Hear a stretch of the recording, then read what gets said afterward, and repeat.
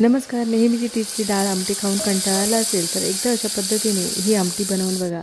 अतिशय चविष्ट, खमंग आणि झणझणीत अशी ही आमटी तयार होते. बनवायला सोपी आणि खायला तितकीच अतिशय चविष्ट ही आमटी तयार होते.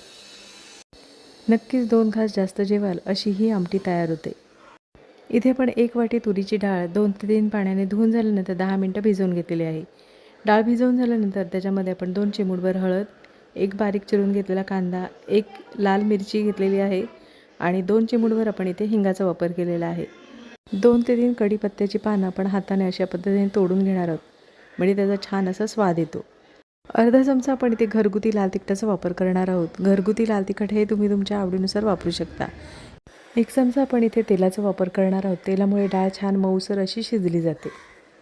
कुकरला झाकण लावून 1 ते 2 शिट्यांमध्ये आपण ही डाळ छान शिजवून घेणार आहोत. डाळ शिजवून होईपर्यंत इथे एक मोठा आपण टोमॅटो घेतलेला आहे, त्याचे आपण फक्त बारीक पेस्ट करून घेणार आहोत. इथे पाण्याचा वापर न करता हे टोमॅटो बारीक करून घेणार आहोत. इथे आता 1 ते 2 शिट्यांमध्ये डाळ छान मऊसर अशी शिजवून घेतलेली आहे. इथे कुकर साधारण थंड झाल्यानंतर झाकण काढून डाळ व्यवस्थित अशी मिक्स करून घेणार आहोत. डाळ गरम असतानाच आपण व्यवस्थित अशी मिक्स करून घ्यायची आहे. इथे आपण गरम पाण्याचा वापर करायचा आहे. गरम पाण्याचाच वापर करा, म्हणजे डाळ वेगळी होत नाही आणि पाणी वेगळं होत नाही. तर इथे आता डाळीमध्ये आपण पाणी व्यवस्थित असं मिक्स करून घेणार आहोत. नुसत्याच आमटीबरोबर 2 घास जास्त जेवाल अशी ही आमटी तयार होते. नक्की एकदा अशा पद्धतीने ही डाळीची आमटी बनवून बघा आणि कमेंटमध्ये मला नक्कीच सांगा. पातेल्यामध्ये आपण फोडणीपुरतं तेल गरम करून घेणार आहोत. तेल छान गरम झाल्यानंतर पाव चमचा मोहरी तडतडल्यानंतर पाव चमचा जिऱ्याचा वापर करणार आहोत. फोडणी करताना गॅसची फ्लेम एकदम स्लो ठेवायची आहे. इथे आता मोहरी आणि जिरे छान तडतडल्यानंतर 5 ते 6 लसूण पाकळ्या, 1 छोटा आल्याचा तुकडा आणि 4 ते 5 आपण इथे मिरच्यांचा वापर केलेला आहे. हिरव्या मिरच्या ह्या तुम्ही तुमच्या आवडीनुसार वापरू शकता. इथे आपण आलं आणि लसूण ठेचून न घेता तुकडे करून घेतलेले आहेत, त्याच्यामुळे छान असा स्वाद येतो ह्या आमटीला. तर इथे आपण 4 ते 5 लसूण पाकळ्या आणि छोटा आल्याचा तुकडा आपण बारीक चिरून घेतलेला आहे आणि 2 ते 3 हिरव्या मिरच्यांचा वापर केलेला आहे. त्याच्यानंतर इथे आपण 4 ते 5 कढीपत्त्याच्या पानांचा वापर केलेला आहे. इथे आपण गॅसची फ्लेम स्लो ठेवूनच फोडणी छान खमंग अशी तयार करून झाल्यानंतर फोडणीमध्येच आपण अर्धा चमचा घरगुती लाल तिखट, पाव चमचा हळदीचा वापर केलेला आहे.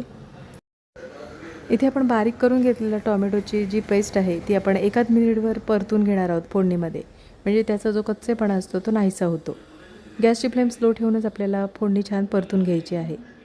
नेहमीची तीच ती फोडणीची डाळ किंवा आमटीचा कंटाळा आला असेल तर एकदा अशा पद्धतीने ही आमटी बनवून बघा आणि कमेंटमध्ये मला नक्कीच सांगा. फोडणीमध्ये आता टोमॅटो छान परतून झालेला आहे. इथे आपण आता डाळ फोडणीला देणार आहोत. डाळ फोडणीला दिल्यानंतर एकदा ढवळून घेणार आहोत.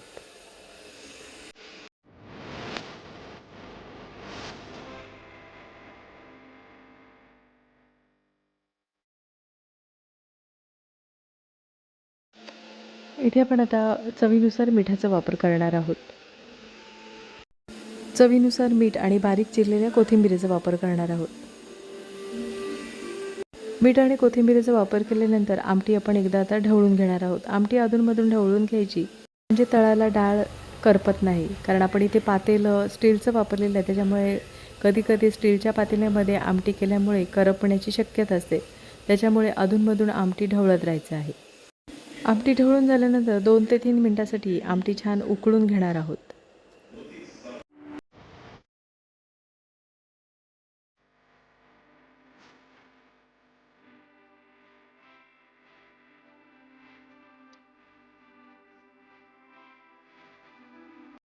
आमटीला छान उकळ आलेली आहे. 2 ते 3 मिनिटं झालेली आहेत. इथे आता गॅस बंद करायचा आहे.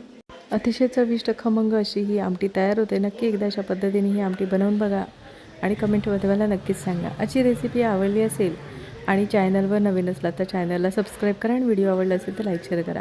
पुन्हा भेटू अशा चमचमीत नवीन रेसिपीमध्ये.